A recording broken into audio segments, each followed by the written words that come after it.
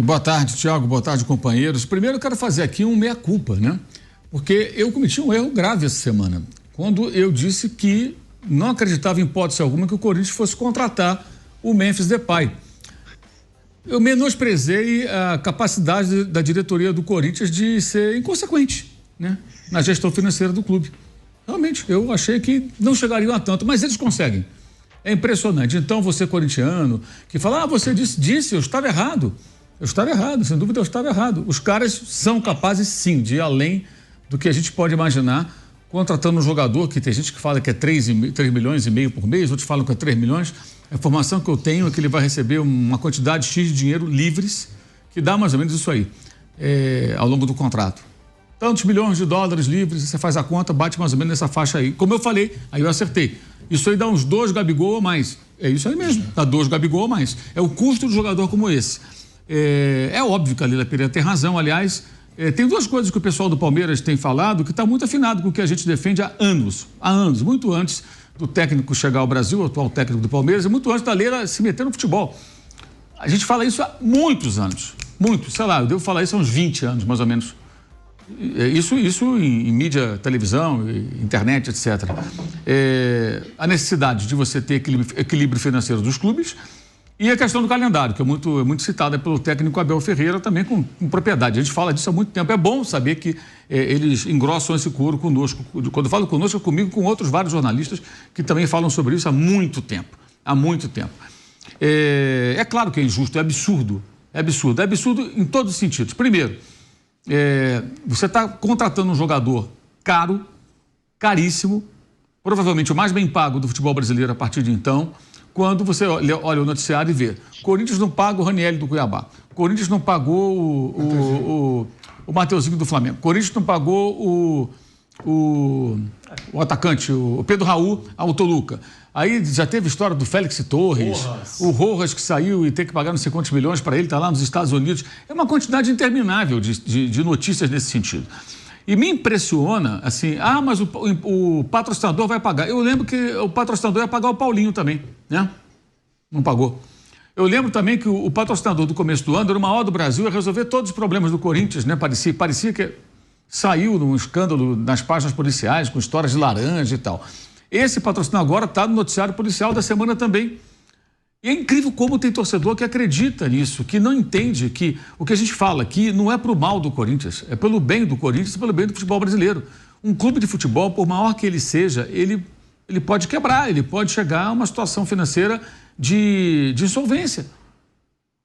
E o Corinthians está caminhando numa direção extremamente perigosa, muito perigosa. E é claro que é injusto, isso é doping financeiro, gente. Você está usando um jogador que você não consegue pagar.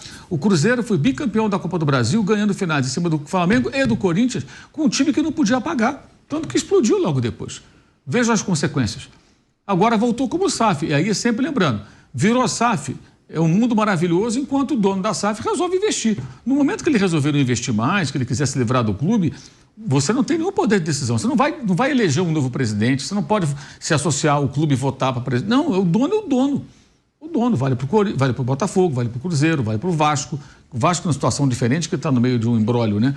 Mas para todos os times que têm um dono. Virou SAF, tem um dono. Aquele homem, aquele grupo econômico é dono do seu clube de coração. E o Corinthians não precisa disso, né? Muita gente acha até que a coisa está sendo feita de uma maneira que não vai ter jeito, que vai ter que virar SAF. Não dá para descartar essa possibilidade diante de um cenário como esse.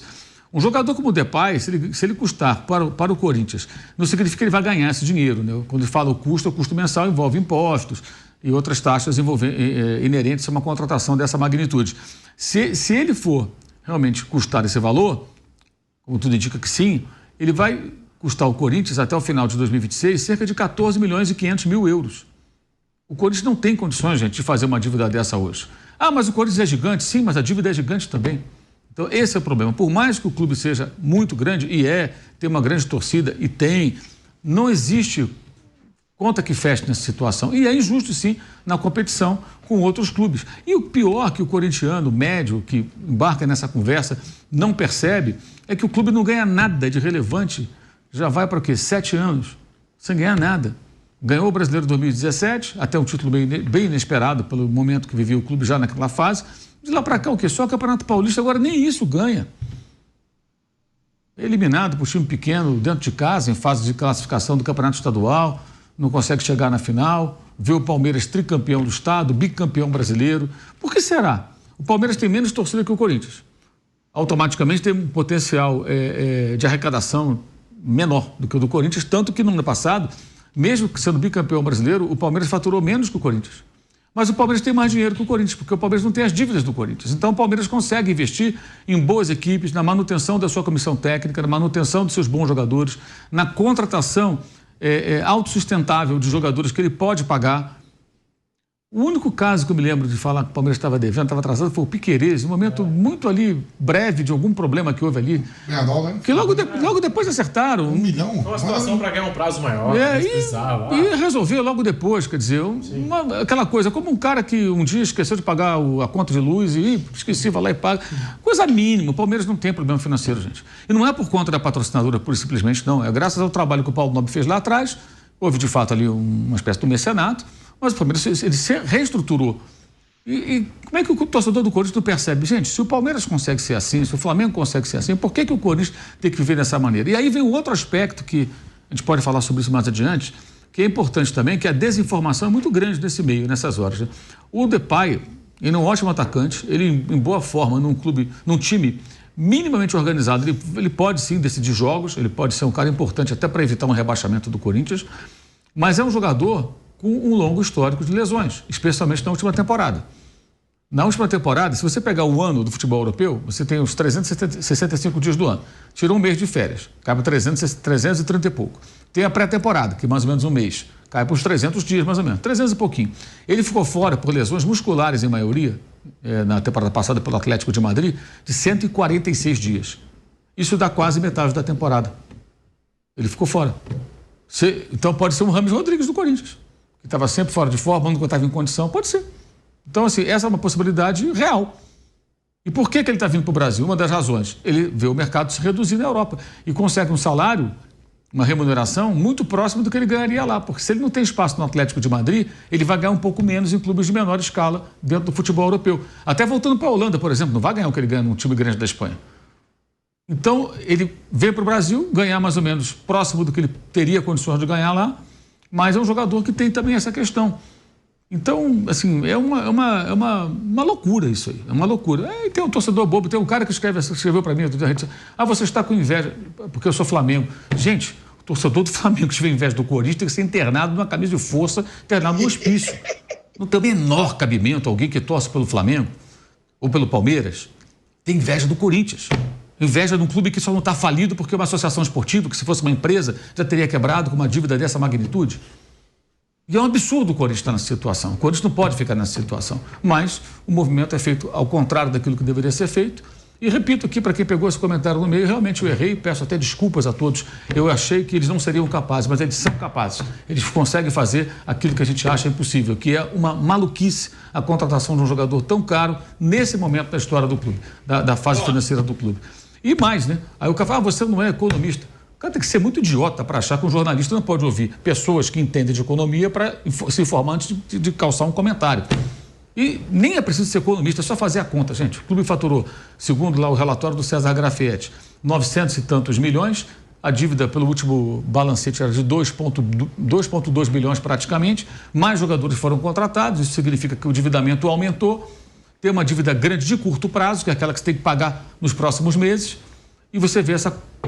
Estão batendo na porta, cobrando o Corinthians a todo tempo. Lembra do presidente do Argentino Júnior, dando declarações fortíssimas na Argentina contra o Corinthians? É vergonhoso, cara, porque não pagava o Fausto Vera, que nem sei que fim levou essa história, foi para o Atlético, como é que isso foi acertado, se foi acertado.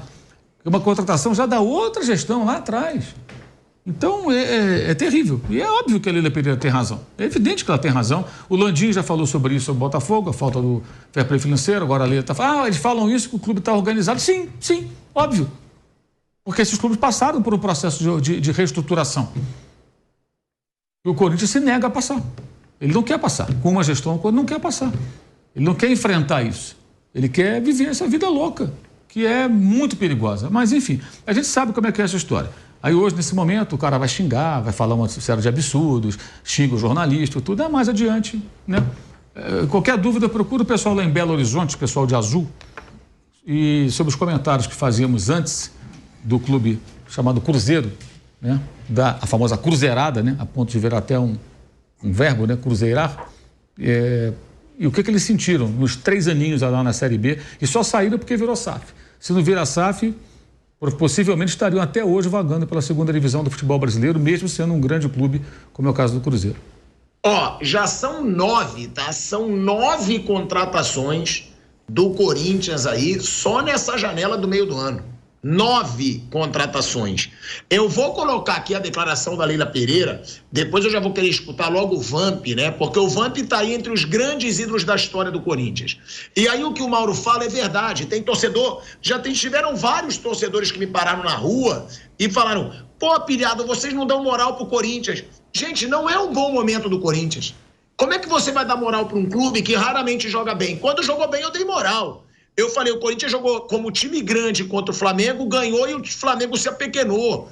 Agora, o momento do Corinthians é muito ruim. O Corinthians está com muitas dívidas financeiras. O Corinthians não pagou ainda o Flamengo pelo Mateuzinho, não pagou o Cuiabá pelo Ranielli. E aí contrata um jogador que vai ganhar mais de 3 milhões de reais por mês, cerca de 3 milhões de reais por mês, gente. É claro que a conta não fecha aí. E a gente fala de um Corinthians que tem um presidente hoje desesperado, um presidente que já aprovaram um pedido de impeachment do presidente, o presidente do conselho aprovou o pedido de impeachment, eles vão levar em consideração o pedido de impeachment dos conselheiros para o presidente. Ele precisa mostrar alguma coisa, ele precisa mostrar atitude, e pelo jeito ele está mostrando uma atitude desesperada, mas que vai endividar ainda mais o clube. Ô Mauro, eu queria te fazer essa pergunta, você acha que a situação do Corinthians é pior ainda que a do Botafogo, que já foi muito questionado, porque no Botafogo tem um dono? Tá bom, se endividar, ele vai ter que se virar, ele vai ter que pagar essas contas, ele vai ter que vender a empresa, se for o caso, se ele não tiver dinheiro para pagar essa dívida, ou até acabar com o clube. Tem isso também, o cara pode largar para falar, gente, não quero mais, estou muito endividado, mas eu acho isso muito pouco provável. Agora, já no Corinthians, é esse câncer que a gente vê em muitos clubes, e o torcedor fica brabo. Gente, eu tava lendo aqui o chat que eu leio, sim, pra gente saber o retorno da galera, e não que eu vá ligar, que xinguem, que não xinguem, mas eu cheguei a ver o cara que questionou o Vampeta, falando, pô, Vampeta, você tá traindo o Corinthians. Gente, o Vampeta, quem é um torcedor, qualquer torcedor, pra falar do Vampeta no Corinthians? Porra, o Vampeta é um dos maiores ídolos da história do Corinthians. É um amigo foda que eu tenho, mas eu não falo isso por ele ser meu amigo, não. Eu usou pra caramba ele. Cara, é um dos maiores ídolos da história do clube. Ganhou tudo pelo clube. É querido por todos os jogadores que jogaram com ele no clube, treinadores. É um cara que todo mundo ama. E um torcedor que não entende porra nenhuma de futebol, esse cara quer falar, o Vampeta está traindo o Corinthians. Não, o Vampeta é como um ídolo corintiano que se preocupa com o futuro do Corinthians, ele compra o barulho do Corinthians. Ele quer ver o Corinthians gigante como é gigante o Corinthians. E não essa palhaçada que tá virando o Corinthians nos últimos anos, gente. É todo mundo endividando o Corinthians. É todo mundo jogando o Corinthians no buraco. E o torcedor acreditando que essas pessoas estão fazendo pelo bem do Corinthians. Cara, olha o tamanho da dívida do Corinthians. Agora, se o Corinthians fala, eu tenho uma empresa que vai pagar tudo exclusivamente, mas aí já falou uma vez com o Paulinho, deu errado. Agora falou outra vez, tá dando polêmica com o patrocinador. Então, Mauro, eu queria te perguntar isso, e depois também pro Vamp. A situação do Corinthians é ainda pior que a do Botafogo? Porque não tem um dono, esse cara que disse que o que ele tá investindo é ativo. E outra, vocês acreditam que vai haver fair play financeiro no futebol brasileiro? Porque Flamengo e Palmeiras já se pronunciaram. Vocês acreditam que isso seja possível? Bem, sobre o fair play financeiro depende da CBF, né? A CBF querer ou não colocar ordem nessa bagunça. Existem até alguns jornalistas que falam, nunca teve. Nunca teve, então nunca vamos evoluir, né? Sempre foi uma porcaria, vai ser sempre uma porcaria. Muitas coisas que não aconteciam, olha, cara, tem tanta coisa que mudou na nossa sociedade, né? Coisas que eram toleradas não são mais, certas coisas que eram feitas, eram tratadas com naturalidade, hoje não são mais aceitas. E você tem que caminhar na direção de um mínimo de organização. Mas lá fora também eles conseguem driblar o fair play. Isso é verdade, é absurdo. E se lá fora, com o fair play financeiro, tem pedaladas, imagina sem. Então, é um mercado desregulamentado que gera injustiças e os clubes ficam muito vulneráveis. Eu acho que são coisas diferentes. O caso do Botafogo, que eu acho que o perigo do Botafogo é o seguinte, ele está nas mãos de uma pessoa. O clube está nas mãos de uma pessoa. Ah, mas o presidente tem um mandato. Acabou, ele sai. Você pode tirar o cara, pode ter um impeachment se ele cometer irregularidades, você pode eleger um outro cara para o lugar dele, a oposição pode se organizar, você tem sempre a possibilidade de uma mudança. Tanto o Palmeiras como o Flamengo foram salvos em eleições. O Paulo Nobre ganha a eleição do Palmeiras. Ah, mas ele usou sim o dinheiro dele para dar uma oxigenada nas finanças do clube, depois o Palmeiras pagou a ele, claro que isso foi uma ajuda maravilhosa, o Palmeiras teve muita sorte de ter um cara com muito dinheiro que se dispôs a fazer isso, né? Mas deu uma organizada no clube, não foi só botar o dinheiro, ele estruturou o Palmeiras para que ele seguisse com as próprias pernas. E no caso do Flamengo, aquele grupo de pessoas que assumiu o clube, que deu uma virada de cabeça para baixo do clube para colocar em ordem. Se tivesse um dono, o Palmeiras ou o Flamengo, esse dono fosse um louco aí que sai gastando, que não quer saber de nada, talvez essa altura tivesse ido pro buraco completamente. E quando é SAF, quando você vira SAF, quer dizer, o Botafogo já virou SAF, você é uma empresa, você pode quebrar. Então sempre tem esse risco. Quando estiver tudo bem, está tudo bem, mas o perigo sempre há. Eu acho que a grande questão do Botafogo é que os investimentos, eles só são feitos e são aceitos porque aqui não tem uma regulamentação, eles são muito desproporcionais ao faturamento do clube. Então, no que isso pode resultar? Né? Claro que é um risco, evidente que há. No caso do Corinthians é diferente, o Corinthians não virou SAF e ele ainda pode se recuperar se houver uma radical mudança na forma de gestão, não com essa gestão atual, acho que não demonstrou nunca nenhum desejo de trabalhar dessa maneira. Então, em alguns anos, o Corinthians pode se recuperar. Ele tem condições de equacionar suas dívidas, pagar as dívidas de curto prazo, direcionar a sua receita para pagar os credores. E, por exemplo, quando alguém fala assim, o patrocinador vai pagar, está errado também. Se o patrocinador vai pagar, tem que pagar o que deve, não mais uma dívida. Isso não existe, gente. Está errado, óbvio que está errado. Onde já se viu? É mais ou menos o seguinte, vou dar de novo o exemplo do cara do condomínio, o cara que não paga o condomínio, né?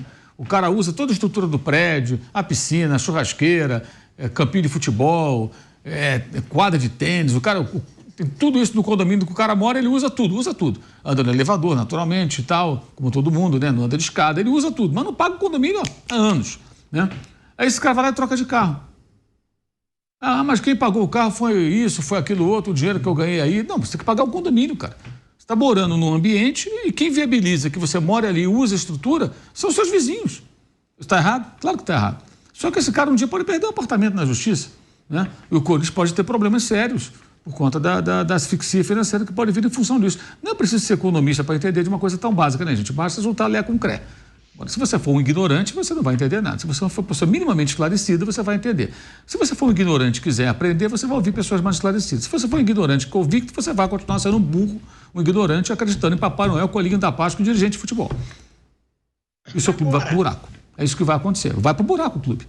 E é impressionante também, e não é só no Corinthians, não, é geral. Hoje, por exemplo, Thiago, são 5 anos e meio da morte dos 10 garotos no CT do Flamengo. Hoje, tá? 5 anos e meio, 66 meses. Todo mês eu publico na minha rede social. Mais um mês, ninguém foi preso. Aí tem uns que falam, tem que pagar a família. Até já fizeram acordo com as famílias. A questão não é discussão de dinheiro, não. E eu já bati muito na diretoria do Flamengo pela maneira absurda como trataram os familiares dos meninos. Já critiquei inúmeras vezes. Não tem que ficar aqui me justificando para babaca. Aí tem o babaca que fala, mas tem que rebaixar o Flamengo. Não é questão esportiva. É justiça que estava. Justiça é quem foi responsável por aquilo. Por que aquilo aconteceu? Houve negligência? Quem vai ser responsabilizado? E, consequentemente, será que essa pessoa será presa, essas pessoas? Nada aconteceu.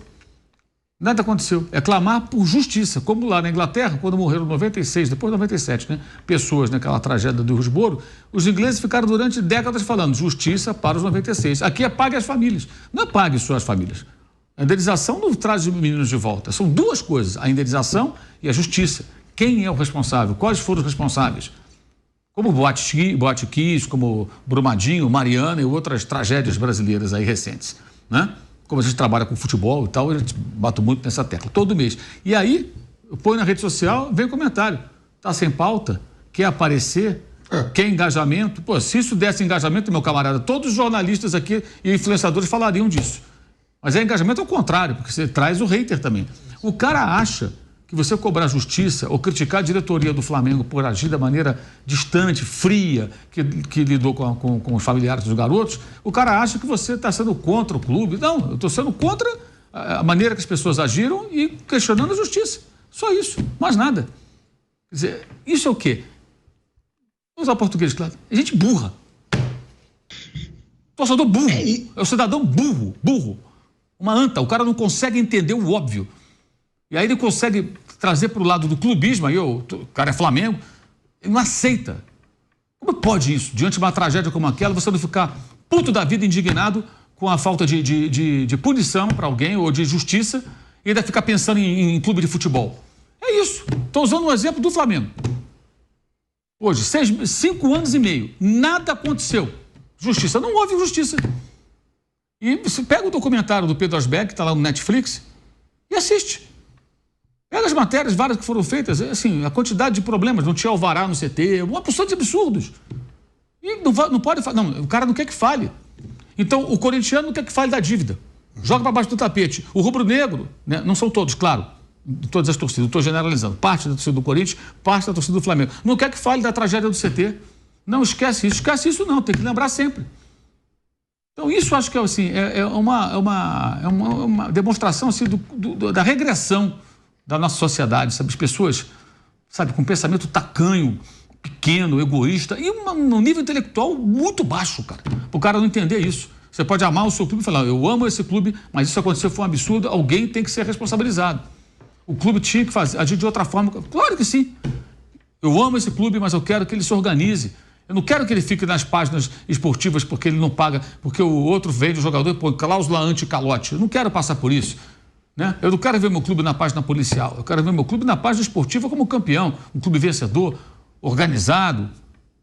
É tão difícil entender isso?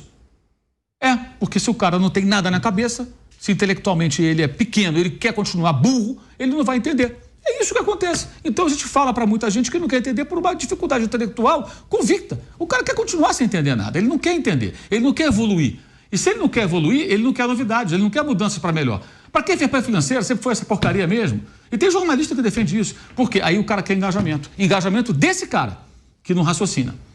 Então quando a gente faz aqui um trabalho honesto, falando sobre os problemas da maneira que tem que ser falado, botando o dedo na ferida, o cara fica incomodado. É isso. É isso. Ô Mauro, mas é aquele negócio, né? O cara fica incomodado, mas assiste. Assiste. A nossa audiência é alta por isso, porque ele sabe que aqui ele vai ter todas as opiniões. Porque tem muito torcedor que ele não aceita opinião. Mas ele sabe que aqui a gente não vai falar o que fulano ou ciclano quer escutar. Eu acho que esse é o maior ponto forte aqui da gente. A gente fala tudo o que a gente quiser, defende o que quiser defender, vai contra o que quiser ir contra. E ele sabe, por mais que ele reclame, por mais que ele não goste, ele assiste, porque ele sabe que a gente fala a verdade do que a gente pensa. Porque muitas vezes a gente é atacado, adoidado pelo que a gente fala aqui. Mas também se não está pronto, né? Se eu não estiver pronto para receber crítica, eu peço para sair. Porque a gente não vai ficar falando aqui porque o cara quer escutar. Aqui a gente tem opinião, graças a Deus.